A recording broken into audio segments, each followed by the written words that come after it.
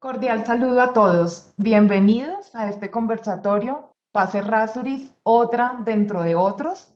El día de hoy tenemos dos invitados de lujo, Luis Carlos Manjarrés y Julián Zapata Rincón, quienes nos van a acompañar en esta exploración, en este diálogo por la obra de la artista chilena Paz Errázuriz, conectándolo con algunas de sus experiencias de trabajo, como en el caso de Juli, quien ha trabajado con comunidades trans, y Luis Carlos desde las curadurías inclusivas y también haciendo un paralelo muy importante entre el contexto chileno y el contexto colombiano. Mi nombre es Margarita León, profesional de servicios al público de los museos del Banco de la República. Y pues bueno, muchísimas gracias por su asistencia. Darle también un cordial saludo a nuestros participantes. Nos acompaña también Catherine León, coordinadora de la sección de servicios al público. Y bueno, sin más, voy a presentar a nuestros dos invitados de lujo. Luis Carlos Manjarrés, es gerente del Museo de Bogotá, fue museólogo de la Dirección de Arquitectura de Experiencias del Museo Interactivo Maloca, miembro del Comité de Contenidos Expositivos de la Comisión para el Esclarecimiento de la Verdad, la Convivencia y la No Repetición, curador de Museo Q, cuenta con más de una década de experiencia en proyectos museológicos colaborativos con enfoque psicosocial, de activismo y educomunicación. A partir de su práctica, busca que los museos sean una plataforma y medio de apropiación social en temas complejos y relevantes, tales como la reparación simbólica de las víctimas del conflicto armado y la promoción de contenidos orientados a la prevención de las violencias y los actos discriminatorios.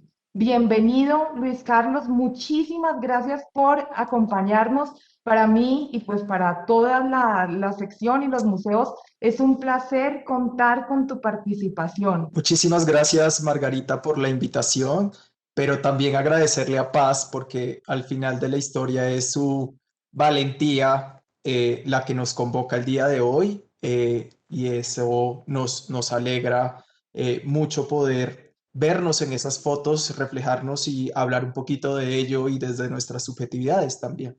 Nos encanta tener este espacio contigo y contar con colegas que también le apuestan a la museología social pues como hemos seguido tu trabajo. También les presento a otro de nuestros súper invitados, Julián Zapata Rincón. Juli es maestra en artes plásticas de la Universidad Nacional de Colombia, sede Medellín, curadora asistente en el Museo de Antioquia y docente de cátedra en el Instituto Tecnológico Metropolitano de Medellín. Sus intereses y temas de investigación giran en torno a los estudios de género e identidades no hetero-homonormativas. Desde allí ha construido diferentes propuestas y acciones activistas. Ha acompañado varios procesos con comunidades y poblaciones diversas en diferentes proyectos que hacen parte de programas de Museos 360 del Museo de Antioquia, vitrinas y residencias Cundinamarca. Ha hecho parte de diferentes conversatorios, ponencias y conferencias con instituciones como el Centro Nacional de Memoria Histórica, la Alcaldía de Medellín, el Centro de las Artes de San Luis Potosí, México, la Universidad de Toronto, la Universidad de Antioquia y un sinfín de instituciones que aparte de validar el trabajo de Juli, pues creo que lo más importante es lo que conocemos de su trabajo con comunidades.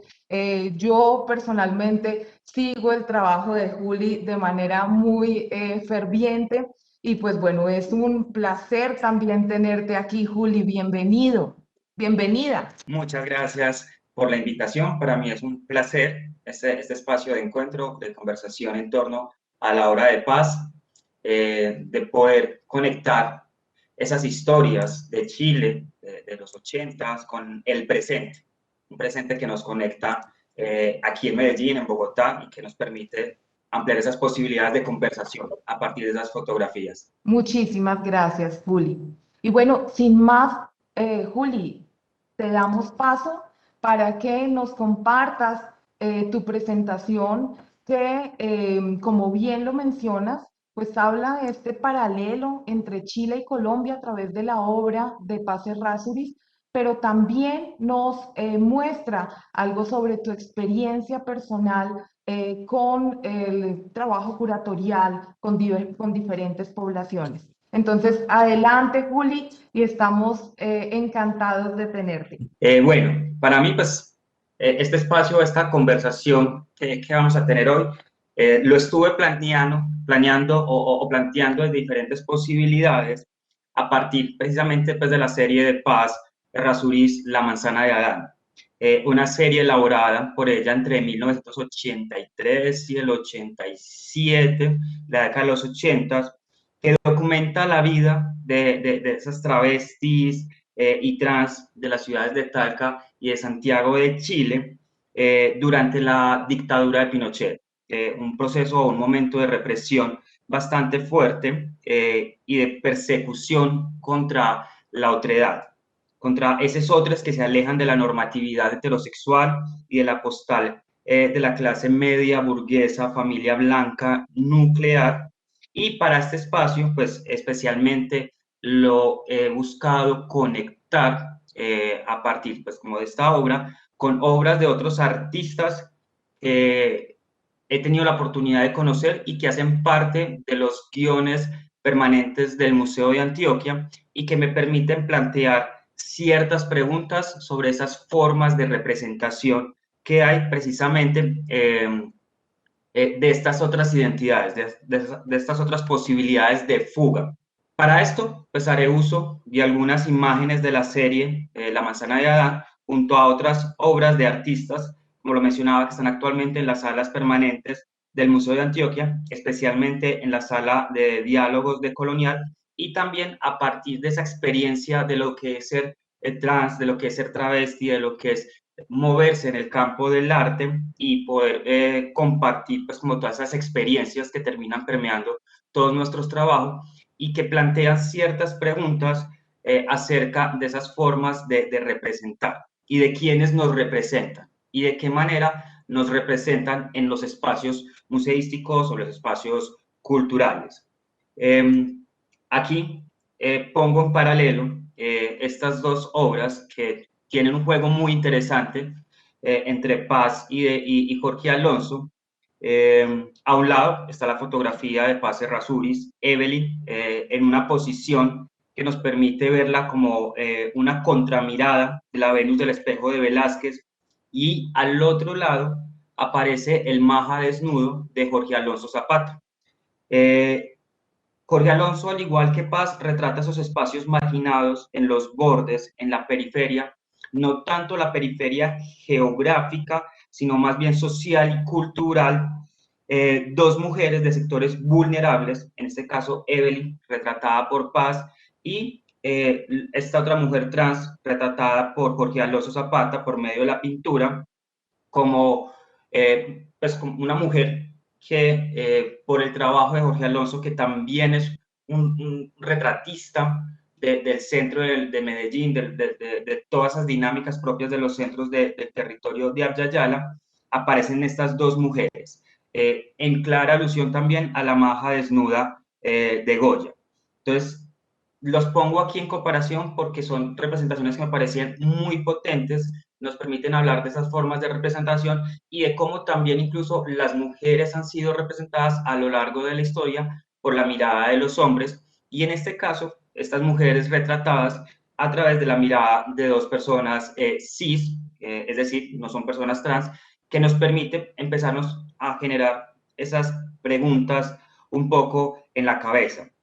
Aquí podemos también apreciar un poco ese juego entre lo que mencionaría Susan Sontag acerca de cómo la fotografía en relación con otros métodos de representación visual, como proceso óptico-químico, tiene la posibilidad y el carácter de instantaneidad y de congelamiento de momentos, de porciones, de fragmentos, de espacios temporales que requieren de una reconstrucción contextual y humanizada junto con la memoria, pero que de igual manera luego podemos conectar esa memoria con el presente, porque esa escena de los 80s, de un momento capturado en ese entonces, sigue siendo una escena que hoy en cualquier ciudad de Abya Yala podemos encontrar, y Jorge, por medio de su pintura, nos lo permite ver.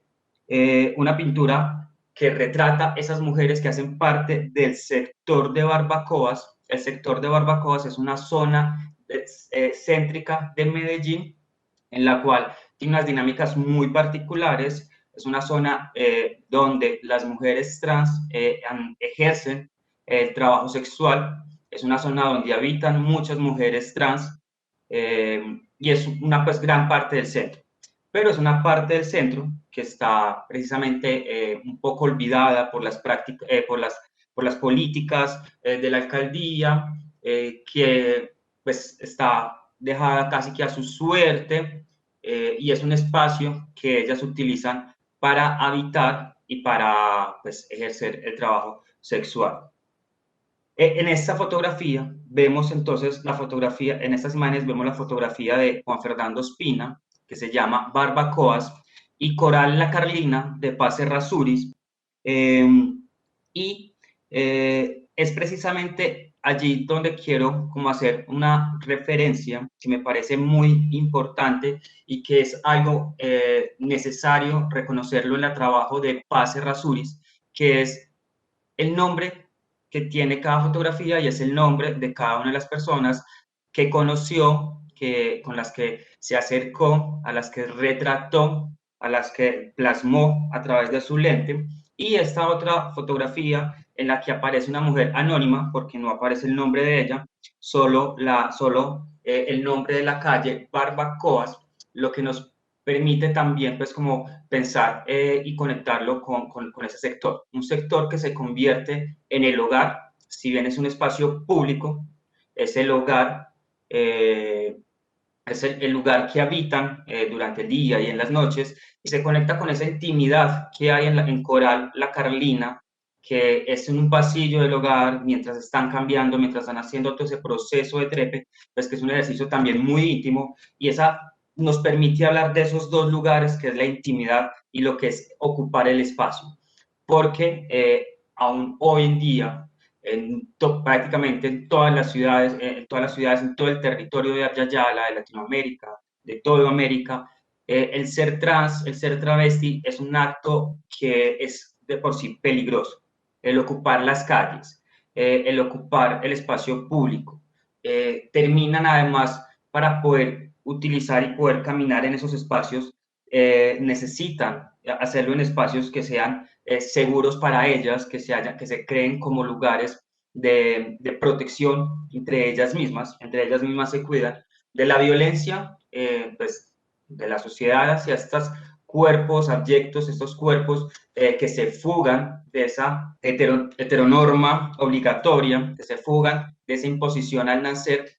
Esto les pone en peligro, son objetivo de muchos grupos para atacarles, de instituciones que están supuestamente para cuidar y proteger, pero que también son las que más les agreden. Entonces, esto nos permite también pensar ese espacio íntimo en que se convierte la calle, lo público transformado en lo íntimo, y cómo este pues va llegando como a ocupar por todas estas mujeres.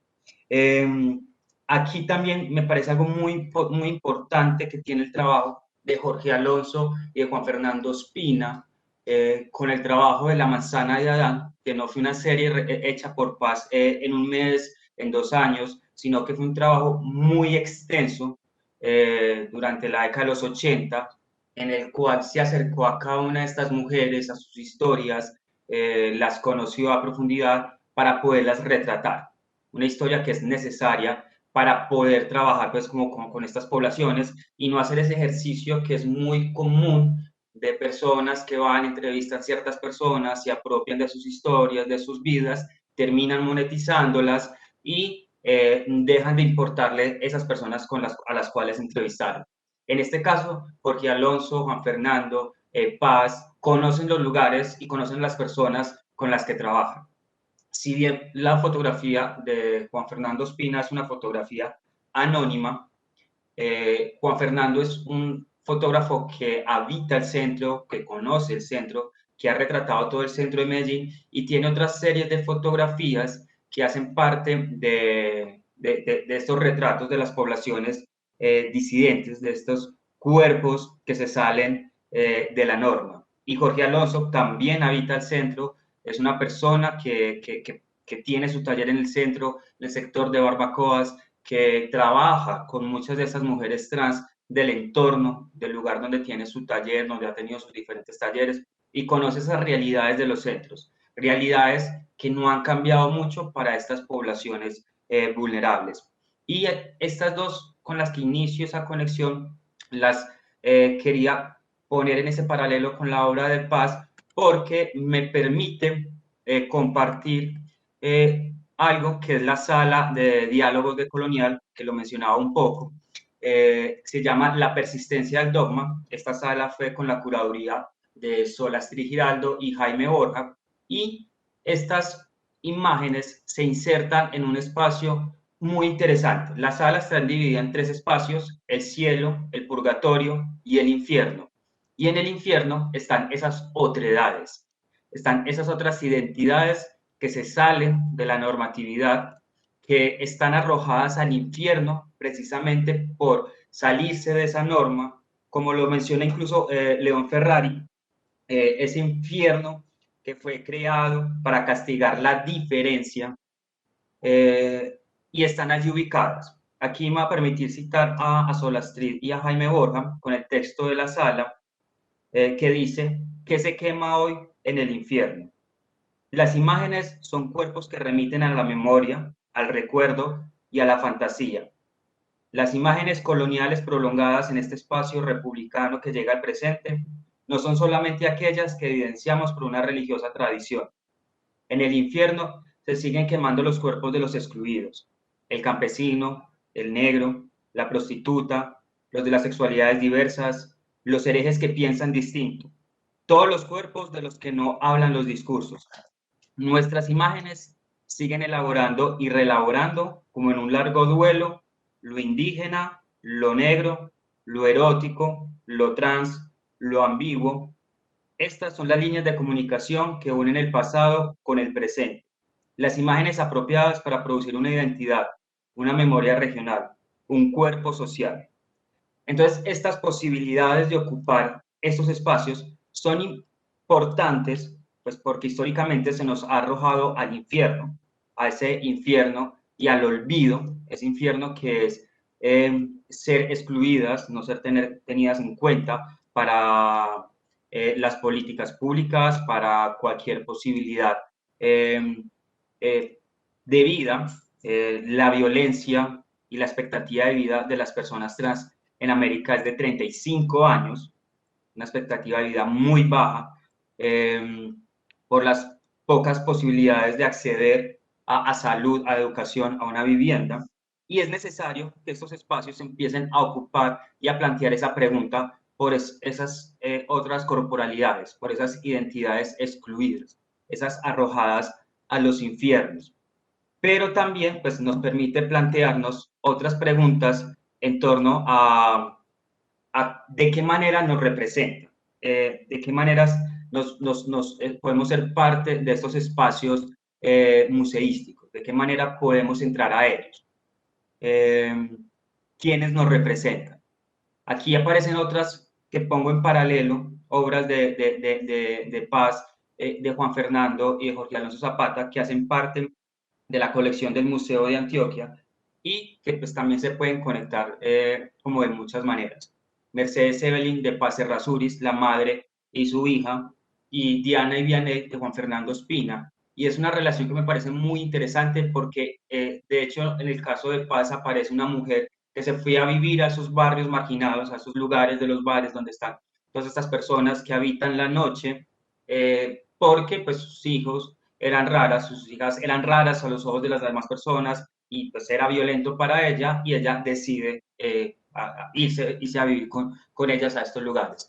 Y en el otro aparecen Diana y Vianney, dos amigas que pueden ser familia, porque de hecho eso es otro hecho que las personas trans en los 80s, en los 90s y hoy, los 2000, deben de hacer, y es construir sus propias familias.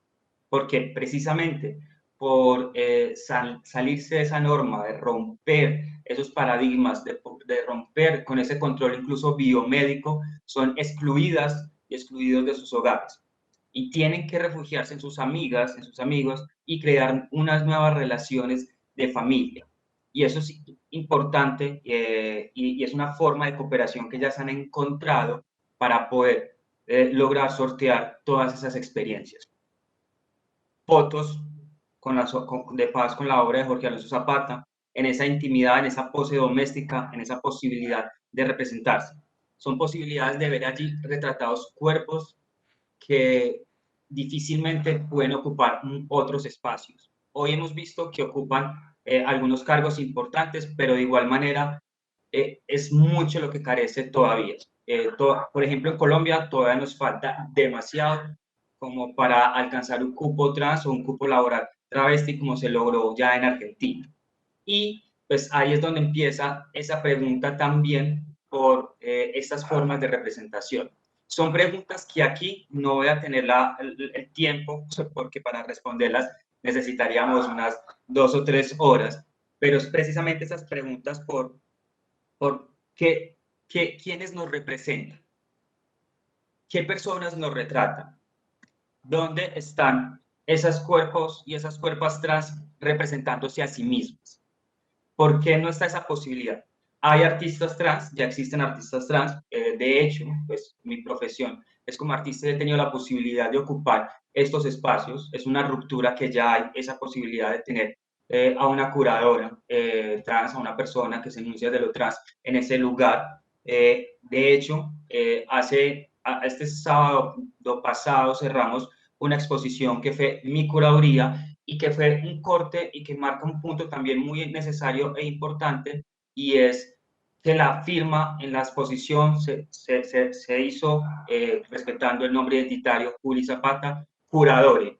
Eso ya es una ruptura que se hace en una institución que está cumpliendo 140 años y que permite y está empezando a entender esas posibilidades de incluir esas voces que históricamente han sido invisibilizadas, que han sido silenciadas y que han sido narradas como objetos raros, como objetos de estudio, como bichos, pero que no se nos permite empezar a ocupar esos espacios. Entonces, es necesario plantearse esas preguntas, es necesario plantearse esas preguntas, y creo que las obras de Paz, de Jorge Alonso, de Juan Fernando Ospina, permiten precisamente preguntarse por eso. ¿Cómo nosotras, las personas que nos salimos de la norma, también nos representamos? ¿Cómo vemos nuestros cuerpos? Y de qué manera todos esos ejercicios que tenemos podemos empezar a ocupar los espacios culturales, los espacios museísticos, y es necesario, porque si no terminaríamos cayendo en el juego extenso de la historia del arte, en el cual durante mucho tiempo los que representaban a las mujeres eran los hombres y las mujeres eran simplemente unas musas. Y si no nos hacemos esas preguntas, que de nuevo no podemos responder acá porque nos demoraríamos demasiado, porque pues las obviedades, la falta de posibilidad de acceder a una educación profesional, o incluso la posibilidad de tener un tiempo de creación, porque para tener su espacio, su tiempo de creación, pues también se requieren ciertas condiciones, y muchas de estas personas trans están viviendo el día a día, el trabajando en las calles, el trabajando en los bares, el trabajando en las esquinas, y queda pues como poco tiempo para eso. Pero es necesario preguntarnos eso y ver también cómo no terminamos convirtiendo a estas corporalidades abyectas en objetos solamente de estudio, fetichizados y puestos allí solo por cuota. Que no sea simplemente una cuota por cumplir y por dar espacio a estas otras posibilidades, sino también buscar la forma de trabajar con estas poblaciones. Y de hecho ese ha sido un trabajo que he tenido, una posibilidad que he tenido de realizar desde ese trabajo con poblaciones diversas, en la cual se construye a partir de lo que nos plantean. Estas obras, de hecho, de Jorge Alonso Zapata, las traje precisamente porque fueron 2 obras que usamos en una exposición que hace parte del proyecto Museo 360, La Consentida. Fue un trabajo colaborativo entre Carolina Chacón, Juan Camilo Castaño y yo, junto con mujeres trans del centro de Medellín que hacían parte de un proyecto de la Casa de la Diversidad, muchas de estas que ejercen el trabajo sexual, y con ellas hicimos las selecciones de las obras para que a partir de su mirada, lo que ellas, de su mirada, de sus experiencias, esa exposición se entretejiera. Y estas fueron obras que hicieron parte de esa exposición que ellas utilizaron para hablar de esa intimidad, de ese cuerpo de ellas, de esas formas también de habitar la calle. Y fue interesante ese ejercicio, porque fue una exposición que se hizo de manera colaborativa con estas poblaciones que rara vez han tenido esa posibilidad de acceder a ciertos espacios. De hecho, fue muy particular porque en una de las visitas, una de ellas no iba vestida, según ella, acorde al museo, y nosotros hablamos y le dijimos que no hay una etiqueta para entrar a los museos, no debería existir una etiqueta para entrar a los museos, y menos un museo que está en pleno corazón del centro de Medellín, con todas las dinámicas que hay alrededor, con todo lo que implica, con todo lo que hay allí, y que nuestras poblaciones vecinas son tan diversas. Y hablamos con ella y dijo como que, bueno, entramos, la recorrimos, y para ella fue muy necesario verse allí y ver que esa exposición estaba allí porque la escuchamos, porque la construimos con ellas. No fue como vamos a hablar sobre estas identidades, sino vamos a escucharlas, de qué manera se quieren ver representadas, y nosotras vamos guiándoles y vamos acompañándoles en este proceso. Entonces, esas son como ciertas preguntas también que se pueden plantear y que son necesarias pues en la contemporaneidad, y que creo que es muy potente y que de hecho es necesario hacerlo como con estas comparaciones, porque también son importantes estas imágenes y el trabajo de paz y las obras de esos artistas que se permiten romper con lo que habitualmente se representa, porque eso es también una posibilidad de que estas otras identidades que sienten miedo se vean representadas, se vean allí, y empiecen también a hacer ese ejercicio de fugarse y de plantear ciertas premisas a partir de su cuerpo y haciendo uso de las artes, por ejemplo. Entonces creo que esa es la mayor potencia que se pueden sacar de ese tipo de ejercicios plásticos, que es necesario hablarlos, y que es también poner la mirada sobre esos cuerpos abyectos que sufren violencia, una violencia sistemática, y que la violencia y las pocas posibilidades que tienen para sus existencias les ha llevado a que incluso su expectativa de vida sea de tan solo 35 años. O sea, es absurdo todavía. Las víctimas, o sea, aquí en Colombia ya van alrededor de 20 personas asesinadas, de 20 y algo de años, personas muy jóvenes, personas trans muy jóvenes que son asesinadas precisamente por esta violencia. Y estas imágenes, estas obras, el trabajo de paz nos permiten poner el ojo en eso y hablar de esos temas, y hablar de esos temas en diferentes espacios, y en espacios que tampoco pueden ser, tampoco pueden negarse a ver y a poner de manifiesto ese tipo de situaciones. Creo que ahí puedo cerrar para no extenderme mucho del tiempo. Voy a dejar aquí de compartir. Juli, muchísimas gracias. Podríamos extendernos Sí. todo lo que quisiéramos. Más adelante tenemos un espacio para preguntas y respuestas. Yo personalmente tengo muchas, nuestros públicos sé que también. Y pues muchísimas gracias, Juli, por tu presentación, que nos llena de inquietudes y pues bueno, también nos abre posibilidades de trabajo con públicos diversos y cómo las instituciones culturales estamos abordando las temáticas de inclusión. Muchos cuestionamientos alrededor de este tema. Muchas Muchísimas gracias. gracias, Juli. Luis Carlos, te damos paso entonces para que nos compartas tu presentación. Muchas gracias, Margarita. Muchas gracias, Julián, además por este contexto y estas relaciones y generar estas reflexiones sobre la representación y la autorrepresentación, que son muy importantes. La presentación que les quiero invitar quisiera arrancar, es una presentación que está enfocada sobre todo en poder conectar mi subjetividad con la subjetividad de las personas retratadas, en poder recuperar o en poder estudiar lo que significa el retrato fotográfico en el proceso de humanización de las personas retratadas que están en un sistema de opresión y que están subalternizadas. Entonces, el ejercicio que los quiero invitar, me voy a dar varias concesiones y voy a tratar de precisar, porque quiero que hagamos un pequeño viaje frente al paralelo del contexto chileno y colombiano, y que hagamos un pequeño viaje y que nos permitamos sentir y cuestionarnos y entender la fotografía también como un espejo y entender estos dos países como un espejo, como un autorretrato o como un retrato de lo que somos. Eh, a quienes me conocen saben que soy Luis Carlos Manjarrés y muchos me dicen Lucho. El primer testimonio con el que arranca Manzana de Adán es el siguiente, y quiero leerlo con algunas modificaciones. Nos llevaron a todas a un barco. Al chico Lucho se lo llevaron y no aparece hasta hoy. Era dueño de una casa allá en el Valle de San Pablo. Los milicos se la incendiaron. Para el golpe estábamos con la Leiva en Valparaíso y nos llevaron a todas en un barco que se había arraigado en el puerto. Nos llevaron allá con los ojos vendados en una camioneta. 6 días estuve ahí amontonado, con otros en un hoyo. Lo primero que hicieron fue cortarnos el pelo, que nos arrancaban de raíz y después nos orinaban encima.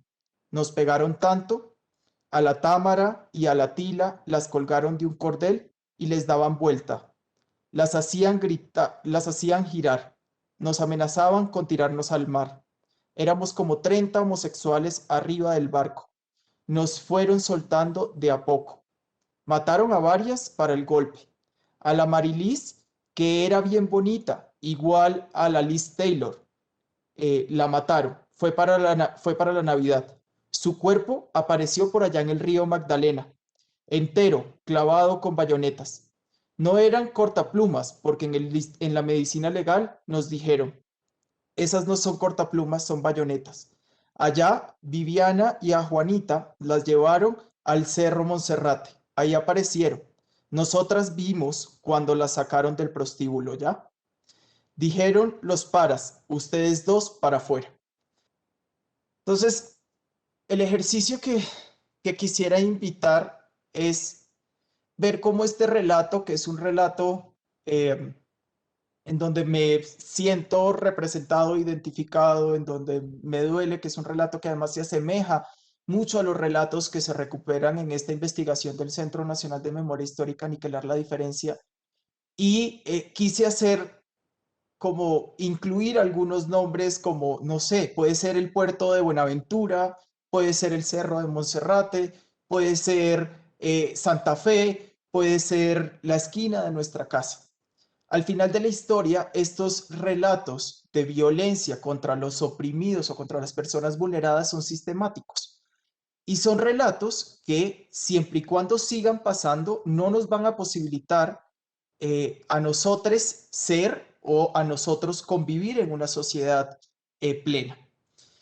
Esta relación quise también llamarlo como Chile-Colombia, que es la nación de los vencedores y el terruño de los resistentes, eh, porque siento que tanto Chile como Colombia tienen grandes similitudes, tanto en los sistemas que se han instaurado de erradicación y de eliminación de la diferencia, pero también en las formas de resistencia y de hacer memoria. Como les dije, voy a empezar a mezclar mi historia personal en este relato y por qué me impactó tanto la obra y la exposición de Paz al punto de emocionarme, de conmoverme y de interpelarme. Y arranco desde aquí, no es un origen, pero es un comienzo y es en el momento en el que yo me empiezo a acercar a la historia chilena. En el 2014, la artista Voluspa Jarpa viene a Colombia con una obra que se llama en nuestra pequeña región de acá. Esta obra está creada a partir de archivos desclasificados de la CIA desde 1948 hasta 1994. Estos archivos dan cuenta de la intervención de Estados Unidos en el asesinato de 47 líderes latinoamericanos. Y ella llega a Colombia pidiendo un espacio para hacer la exposición y yo, como curador junior del Centro de Memoria, desde el Museo Nacional de la Memoria, ayudo a curar la exposición y tengo la oportunidad de conocer a Voluspa. Empiezo a entender cómo el registro, y aquí estamos hablando de todo el tema de la Operación Cóndor, de cómo empieza a bajar y se consolida en estos países y se dan, pues ya referencié 47 asesinatos, y la artista en esa exposición se hacía varias preguntas, como cuándo y cómo se puede cambiar el curso de la historia de un colectivo, cómo se llevan a cabo las operaciones internacionales de interferencia internacional, qué sucede cuando un líder deja su lugar de representación social y ahí viene otro a ocupar ese lugar, en qué direcciones se manipula la historia colectiva de las sociedades latinoamericanas. Eh, Ese primer ejercicio de Voluspa luego me llevó, bueno, trabajando en el centro, tuve la oportunidad de hacer un intercambio de varios meses en el Museo de la Memoria y los Derechos Humanos de Chile. eh, y ahí es cuando los lazos con esta sociedad se fortalecen. Conozco a Santiago, una ciudad poco cohesionada, tanto como Bogotá, es decir, podemos hablar que hay múltiples Bogotaces y hay múltiples formas de vida en la ciudad de Bogotá, como las hay también en Santiago, pero también es una ciudad en la cual hay mucha censura, hay mucha represión y hay mucho control sobre los cuerpos. Y ahí es a donde yo quisiera empezar a hacer este contexto de Colombia y de Chile, y es que somos sociedades educadas en la desconfianza, somos sociedades en las cuales los instrumentos y los métodos eh, de, discriminación, de segregación, son cada vez más eficientes, efectivos y eficaces. Incluso muchos de esos métodos son socialmente aceptados y invisibles o imperceptibles desde las burbujas de los privilegios que hacen que estas desventajas y estas realidades ajenas de los otros o de los otros, no estamos hablando solamente del sector social LGBTI ni de las mujeres trans, estamos hablando de campesinos, afros, indígenas, de personas que están en habitabilidad de calle, y la porofobia, la xenofobia, se hacen invisibles y son borradas de los espacios ciudadanos y democráticos. Entonces, ese es un ejercicio. Yo siempre, el otro ejemplo que también traigo, que es una exposición increíble, este no es de Chile, el artista, aunque ha trabajado mucho, mucho desde Chile y bueno, en general de toda Latinoamérica. Estoy hablando de Marcelo Brodsky, quien trabaja en el espacio El Dorado, mito fundacionales o el mito fundacional, y empieza a relacionar o empieza a unir con esta serie de estos tres mapas una cartografía por medio del cual vincula militares colombianos que fueron a Corea y que estuvieron luego entrenados en la Escuela de las Américas, son los que están o hacen parte del proceso de Marquetalia. Entonces, como que entender Operación Cóndor, entender estos procesos también de adoctrinamiento y de formación a la fuerza pública, nos van condensando cada vez más en que hacemos parte de un mismo entramado en donde operan los mismos engranajes. Eh, y pues finalmente traje pues esta obra del artista chileno Alfredo Yar, en donde nos recuerda que Colombia no es América, una proyección que hizo en en la Torre Colpatria. Este no es un origen, pero es un comienzo para hablar de las cercanías y de las similitudes que tiene el peso de estas dos naciones, y esta es una obra que hace una artista colombiana de Medellín, Luna Costa, y Paula Báez, eh, además con orígenes mapuche, y empiezan a hacer un performance para tejer esta bandera. Analizando varias cosas, esta bandera está además creada con ropa de migrantes en Chile y con ropa de desplazados aquí en Colombia. Entonces, esas dos similitudes de Colombia como perfil, como país con un perfil de expulsión muy importante, lo quería traer a colación.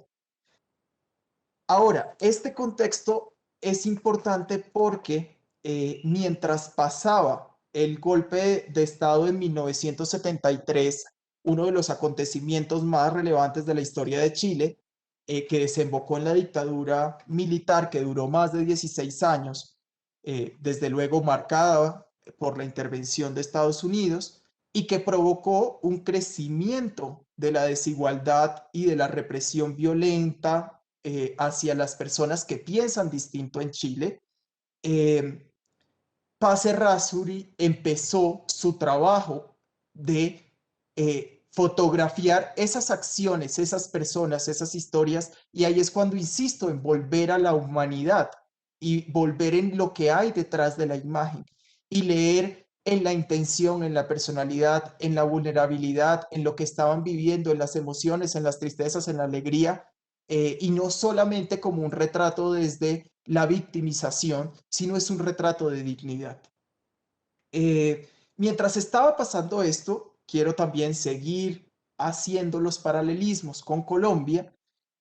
Aquí estábamos en el Estatuto de Seguridad, que es el decreto 1923 de 1978, más conocido como Estatuto de Seguridad, que fue un régimen penal de excepción decretado al inicio del gobierno de Julio César Turbay en 1978.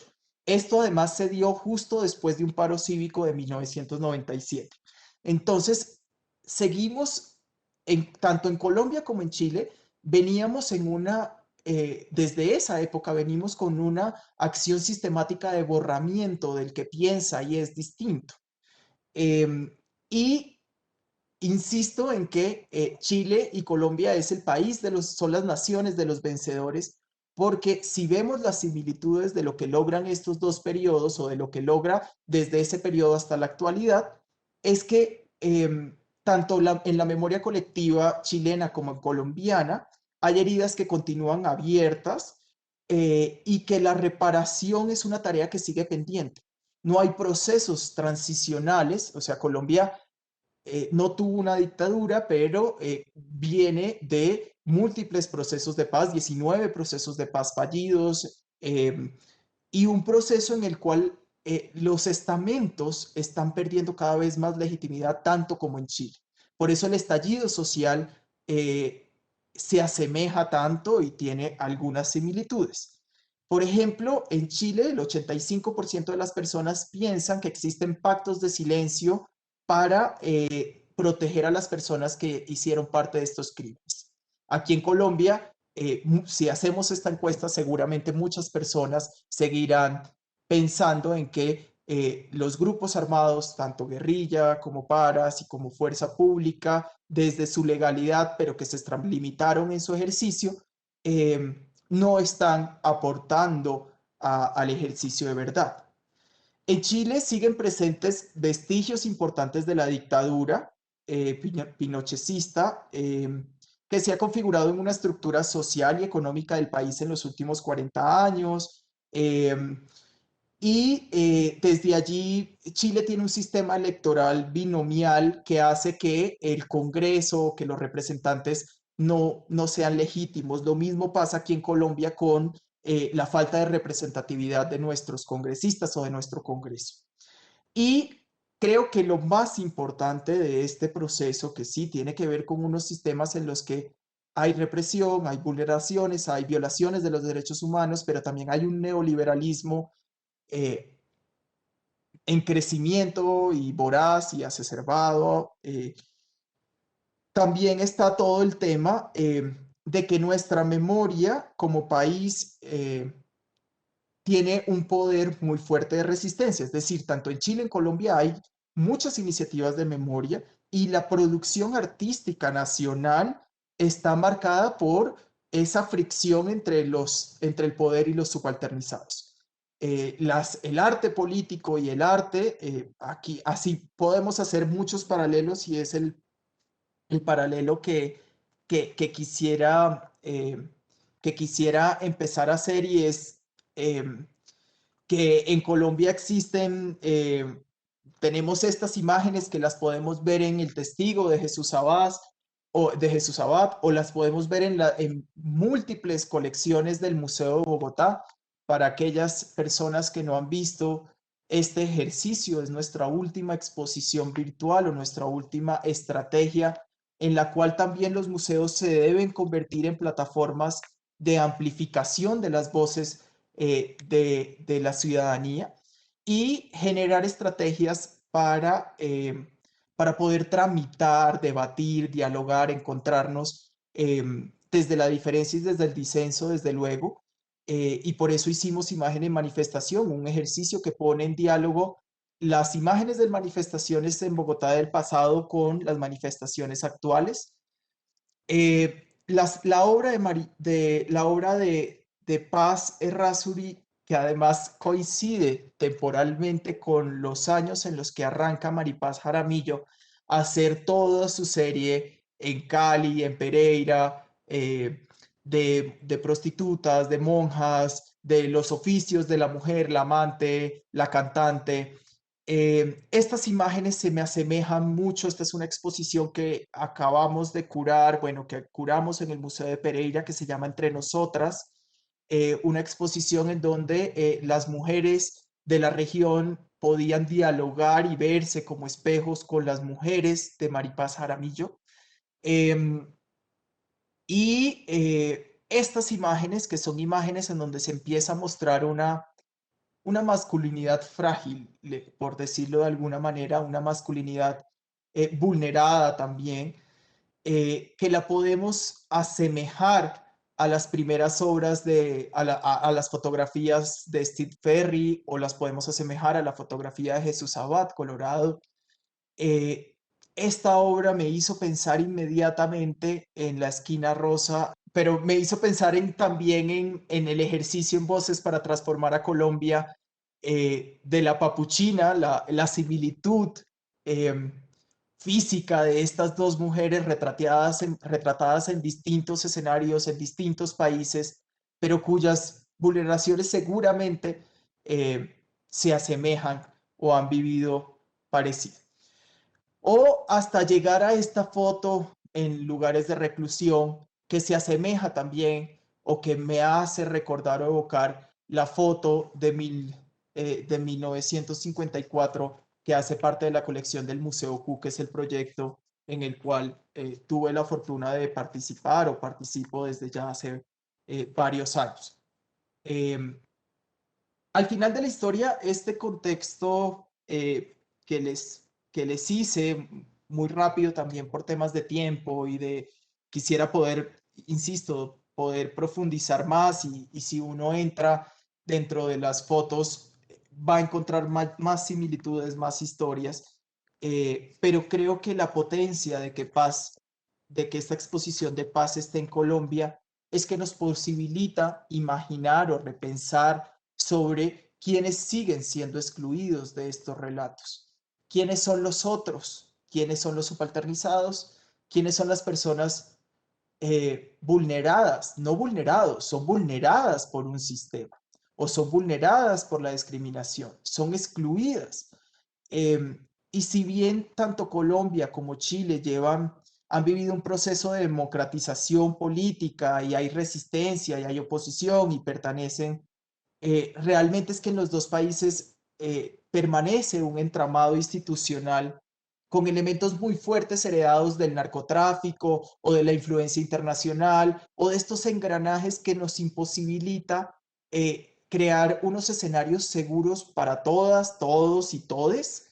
Eh, y eso es importante mencionarlo.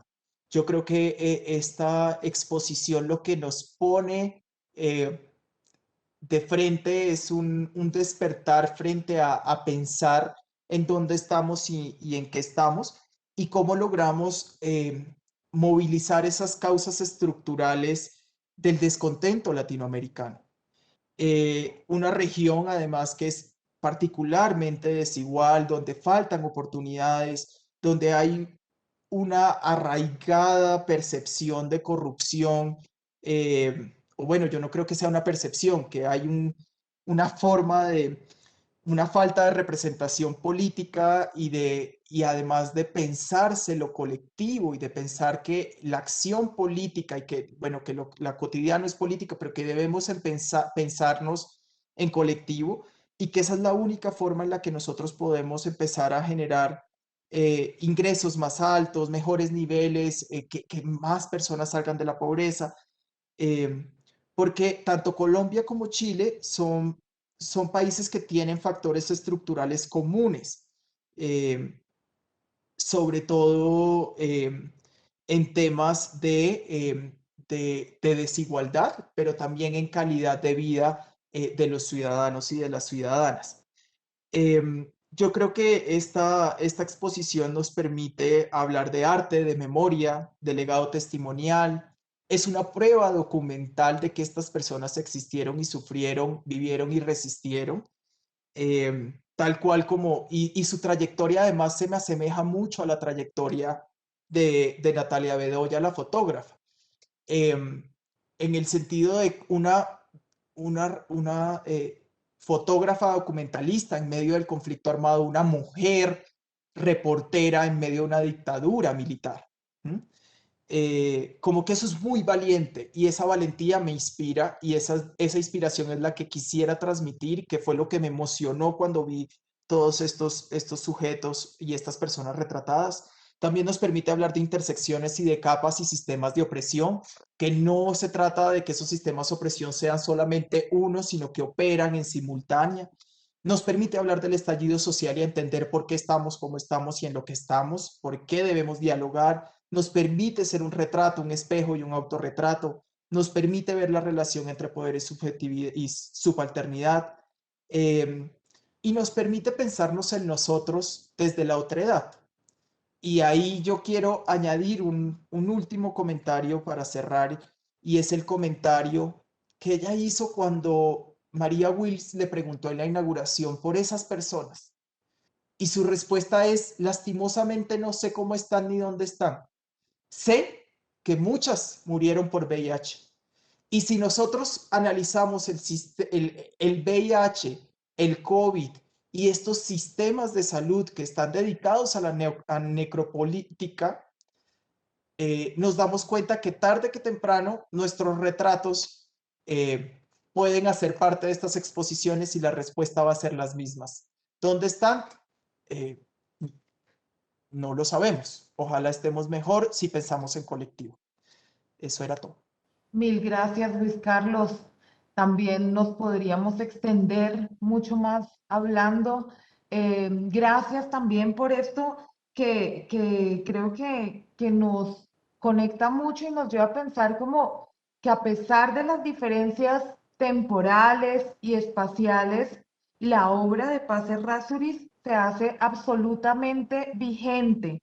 Y creo que eso es algo que queda claro en tu exposición y también la vulnerabilidad a la que diversas poblaciones, no solo estamos hablando de la población trans, pues están sujetas por cuestiones sistémicas también. Y precisamente hablando de ese entorno sistémico, quería preguntarte si de pronto la entrada del capital, del neoliberalismo de una forma tan fuerte en Chile tiene algo que ver en el desarrollo social de todas estas problemáticas de las que nos hablas y por qué se acentúan tanto en el caso chileno. Yo diría que en el caso chileno y en el caso colombiano,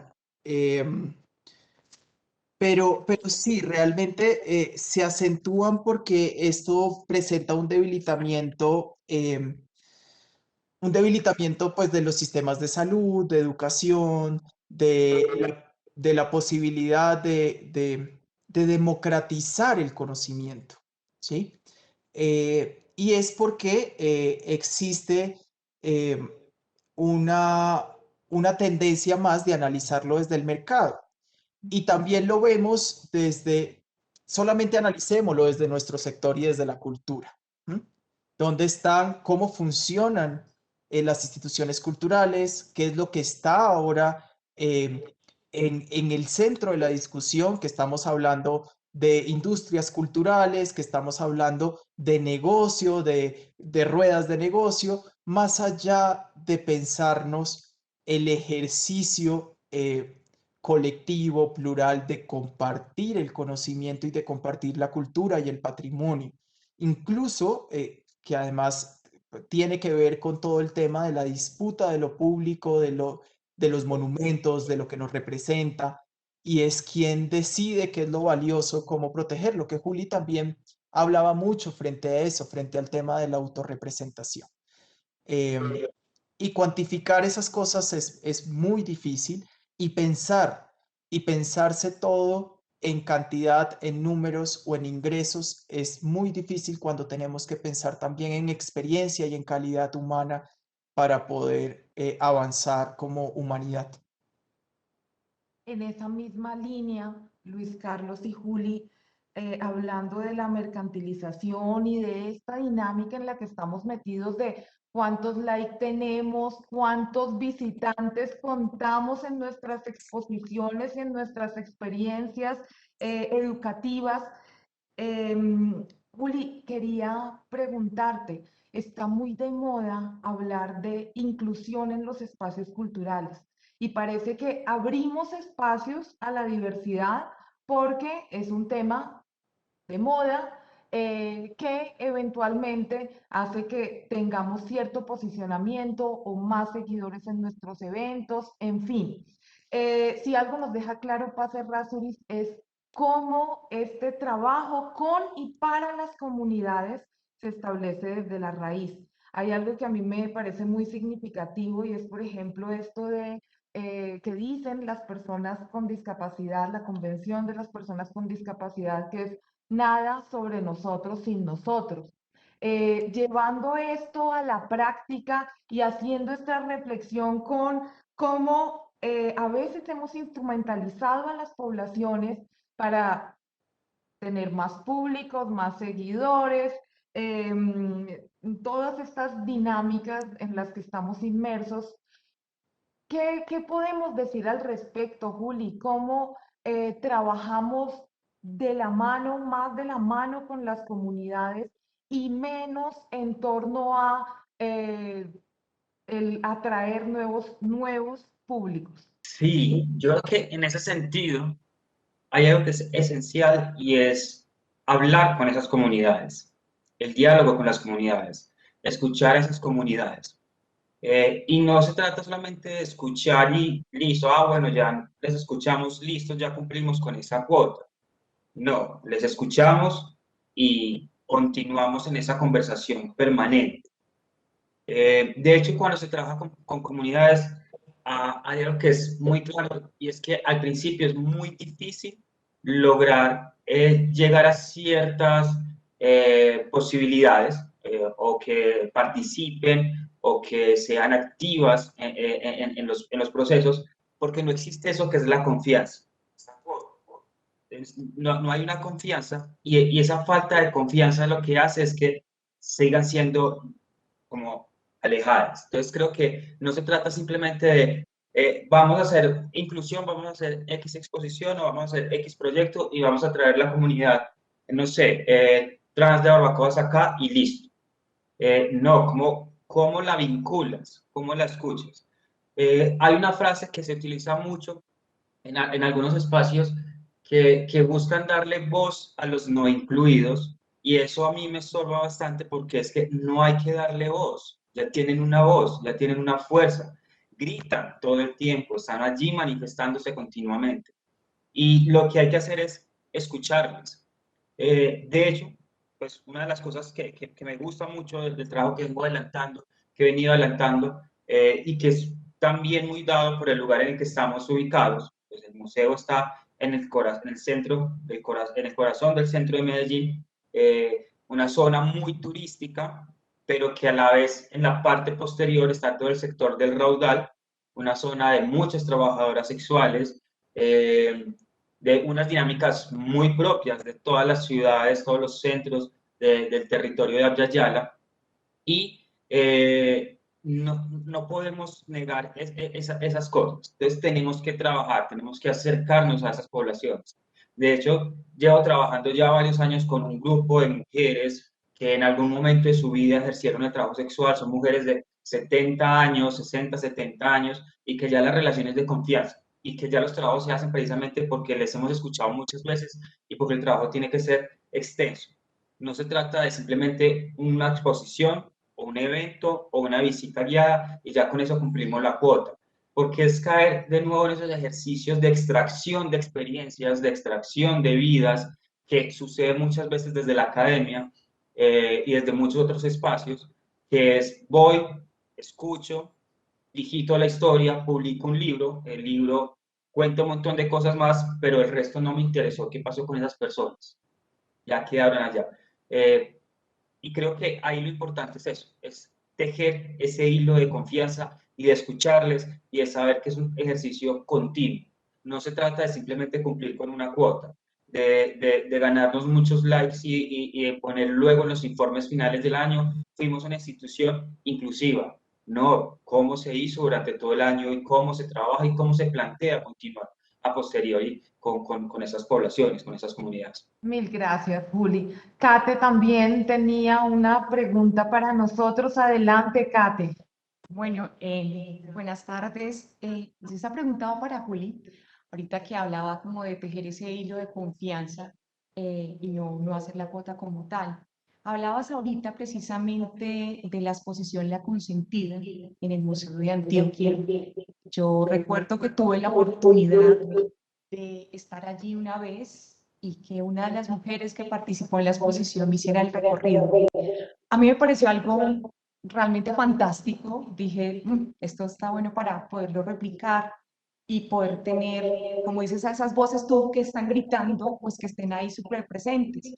Pero entonces quería saber un poco sobre cómo se construye ese hilo de confianza, en este caso específico de la exposición La Consentida, y ese proceso, cuánto tiempo les llevó poderlo consolidar y cómo se tejió esa relación con las mujeres que participaron de la exposición. Bueno, la consentida han sido varias exposiciones. Diferentes poblaciones han tenido la posibilidad de trabajar allí. Otras han sido curadurías pues hechas solamente por el equipo de curaduría. Pero supongo que la tuya fue con alguna de las guerreras del centro o con alguna de ellas que también hicieron parte de eso. Pero, por ejemplo, con estas mujeres con las cuales ahorita estamos trabajando, yo tengo una relación ya hace 4 años, más o menos, 4 o 5 años, con las que hemos tenido la posibilidad de participar en diferentes proyectos. Ahorita existe una huerta y es una huerta comunitaria en la cual están estas 8 mujeres entre 50, 70 años que siembran y que todo está allí, que es un espacio para trabajar en conjunto. Al mismo tiempo hay otro proyecto que también ha hecho parte de la consentida a la cabeza de Camilo Castaño, y es Diálogos con Sentido. Y también es un proyecto extenso, ya de hace varios años, con niños y niñas del entorno del centro de Medellín, que el museo pues se abre como ese espacio de encuentro porque nuestros vecinos y nuestras vecinas son trabajadores informales en la gran mayoría y en las tardes o en las mañanas no tienen con quién dejar a sus niños y a sus niñas, y el museo es ese espacio que les acoge, les abraza y a partir del arte pues les brinda otras herramientas. Y eso trata de eso, son proyectos que no están en este momento, sino que vienen con antelación, que se busca también que exista alguien que nos permita tejer un puente para poder llegar a esas poblaciones e irlas invitando y convocando de a poco. Al principio las relaciones pueden ser difíciles, puede ser difícil porque no existe esa confianza, pero con la continuidad de esos proyectos que hacen parte del Museo 360, es que se han logrado tejer esa confianza y que hayan varias personas que sientan y que sientan ese espacio como que acá me dan el lugar que es, y ese edificio que se ve allá todo imponente, que muchas veces genera susto porque es un edificio pues, bastante imponente como se ve allí. Además, tener la palabra museo, la gente todavía tiene miedo de esa palabra museo, mucha gente que no hace parte como de las artes o de la academia y demás, tiene miedo de esa palabra museo porque considera que tiene que tener un montón de conocimiento para visitarles. Y estas personas empiezan a encontrar que allí, que en ese edificio, que conserva estas colecciones de arte, se les escucha y que incluso sus historias se pueden ver reflejadas en muchas de esas obras que están allí, porque han hecho muchas lecturas a partir precisamente de sus experiencias. Y eso se logra con un trabajo extenso, con un trabajo, entender que no es simplemente, como le decía, no es un trabajo simplemente cumplimos nuestra cuota y ya, y luego les dejamos allí, no, venga, cómo seguimos trabajando, porque no podemos dejar de trabajar con esas poblaciones que son nuestras vecinas. Muchas gracias. Y tengo una pregunta para los dos. ¿Cuál debería ser entonces el rol de los museos y de los espacios culturales para poder generar una conciencia más inclusiva e empática en sus visitantes respecto a las poblaciones vulneradas? En este caso, pues las que retrata precisamente Paz Errázuriz, la población trans, adultos mayores, primera infancia, habitantes de calle. Yo ahí quisiera complementar y es la persona que es indolente, indiferente o que no em, necesita herramientas, ¿sí? Para poder entender desde dónde está su privilegio. O sea, yo lo que quiero que entiendan que, o sea, lo que tenemos que hacer es que los museos puedan posibilitar estructuras, estrategias para romper con esa burbuja del privilegio que imposibilita o invisibiliza las desventajas o esas realidades ajenas que para uno que tiene no sé, el capital cultural es muy difícil identificar o tumbar ese velo. Entonces, hay un ejercicio y es hacer un ejercicio pedagógico para que las personas, no se trata de que se pongan en los pies de los otros, ni tampoco se trata de que todos nuestros visitantes vayan a renunciar a sus privilegios, pero sí necesitan que los museos les ayuden a reconocer su privilegio y entender desde dónde se está enunciando y por qué le cuesta tanto ver eso y entender esa forma de vida y empatizarse con la persona y humanizarla, ¿sí? Para así poder generar estrategias para cuestionarlo. Es una ruta pedagógica que primero es hacer hacer visible la desigualdad, luego generar estrategia para cuestionarlo y ahí sí generar estrategias no solamente de empatía, sino estrategias para pasar de la reflexión, emoción, conmoción a la acción de cómo puedo ayudar y qué puedo hacer yo. Porque desde luego, y lo digo por el conocimiento en temas de conflicto y de víctimas, sí llegamos a un nivel de sensibilidad frente a la conmoción eh, y de sentir y de entristecerme y de incluso rechazar categóricamente la violencia. Pero de ahí en el día a día a la acción hay un largo trecho que los instituciones culturales, la academia, eh, en general varios sectores, debemos encaminar nuestros esfuerzos a generar estrategias de cercanía para la acción y para que esos modos de vida y esos espacios de subalternidad y esas brechas empiecen a disminuir. En Yo, ese sentido, Luis Carlos, ¿los museos deberían ser museos activistas? Sí, bueno, hay varias cosas frente a ese tema y es, no existen museos neutrales, la neutralidad es una postura muy compleja, muy difícil, ya sabemos que además todo museo tiene un llamado a todo museo es un potencial museo de derechos humanos y por lo tanto debe asumir su responsabilidad en la promoción de esos llamados. Si el museo lo que hace es replicar exclusiones y replicar tensiones de clasismo, de racismo, de xenofobia, de aporofobia, no está cumpliendo su labor social y no está brindando o ejerciendo un canal de transformación de la sociedad. Los museos deben ser activistas, deben participar de las conversaciones e, insisto, deben no solamente tomar postura, sino brindarse o ser una plataforma de amplificación para dar conversaciones difíciles. Sabemos que los museos son espacios seguros para poder estar en disenso y en diferencia. Entonces, es ahí cuando los museos debemos responder tan rápido como el contexto nos lo exige. Gracias, Luis Carlos. Julián, a propósito de la pregunta de Catherine, ¿tienes algo que comentarnos? No, iba como por la línea de Luis, concuerdo con eso, concuerdo con la segunda parte. Un museo no puede ser neutral, el museo debe pues tener pues como una postura en situaciones como de conflictos. Creo que sí, los museos igual son universos muy amplios, muy diferentes. Hay museos que tienen su intención clara, simplemente a un público dirigido, y hay otros que sus intenciones es precisamente el de esa posibilidad de trabajar con otras poblaciones y otras comunidades. Pero creo que es necesario que esa transformación por educar, por mostrar el privilegio, como Luis, como hacerlo evidente, no para quitárselos, no, porque no se trata, sino como para lograr alcanzar ese nivel de empatía. La empatía creo que es necesaria también en ese sentido. Los museos son espacios que también deben de fomentar eso.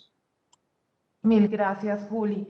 Ya para terminar nuestro conversatorio, porque pues el tiempo se nos pasa súper rápido, eh, ¿algún mensaje final que nos quieran compartir en el marco del cierre de la exposición de Paz Errázuriz? Recordarles también a nuestros públicos que hasta el 9 de agosto van a poder asistir a nuestra exposición, entonces también súper invitados. En la exposición también vamos a detonar actividades en sala a través de nuestro material didáctico y pues no se pierdan esta oportunidad de conocer la obra de Paz Errázuriz. Ya casi estamos cerrando. ¿Algún mensaje final, alguna conclusión para nuestros públicos de esta experiencia? Yo quisiera aprovechar la cuña que haces del material educativo, que justamente lo tengo acá, y que me encantaron dos preguntas. O sea, la invitación es que no dejen de ir a la exposición y que tomen este material y se hagan la pregunta de cómo el otro me muestra quién soy. Esa pregunta me pareció súper potente. Y cuando sentimos que nuestra existencia es clandestina, marginada o ignorada, todos pasamos o hacemos parte de esos sistemas de opresión, y por eso es que es tan importante que en colectivo, que nos sumemos, que luchemos y que en colectivo podamos crear un mejor espacio en el que todas, todos y todes podamos existir y coexistir y convivir. Igualmente la invitación a que la visiten porque es muy potente. O sea, la lente, la mirada de Paz o sea, es muy conmovedora, tiene mucho para decir. Son imágenes, hablando en este caso de La Manzana de Adán y las otras series, son imágenes del pasado, pero que son muy vigentes, están muy en el contexto actual colombiano, chileno, de todo el territorio de Abya Yala, de todo este territorio que habitamos y que es necesario, y que eso muestra la potencia de estas imágenes, de esta obra, y que es necesario seguirnos planteando y ver todas esas realidades para también darnos cuenta de las nuestras y cómo podemos buscar desde nuestros lugares. Esa palabra a mí me parece, ahorita que Luis la mencionó, siempre que la escucho se me queda durante mucho rato, y es el de la empatía, el de verme en las otras personas, el de saber que soy con las otras personas. Entonces creo que sí, creo que esta exposición sacude y pues les invito a que la visiten. Muchísimas gracias, Juli. Muchas gracias, Luis Carlos, por acompañarnos. Creo que esto que acaba de decir Juli, exposiciones que nos sacuden, ojalá sigamos haciendo y estoy segura que vamos a seguir todos trabajando por agitar también esta vida social desde nuestras instituciones. Me encanta también que desde el Museo de Antioquia, desde el Museo de Bogotá y nosotros como Museos del Banco de la República estemos también en esta sintonía. Mil y mil gracias por su generosidad, por compartir con nosotros este tiempo en nombre de Catherine, del mío, de todos nuestros compañeros de la sección de servicios al público y de los museos del Banco de la República. Muchísimas gracias y pues bueno, a nuestros públicos nos vemos en un próximo evento. Recordarles también que está abierta la exposición Imagen Regional con diversos artistas de diferentes regiones de nuestro país que están exponiendo su obra aquí en Bogotá, se reúnen aquí en Bogotá en nuestro Museo Miguel Urrutia para mostrarnos también, hablando de diversidad, mostrarnos también la diversidad de nuestros territorios a través de sus obras. Muchísimas gracias nuevamente y pues bueno, hasta pronto.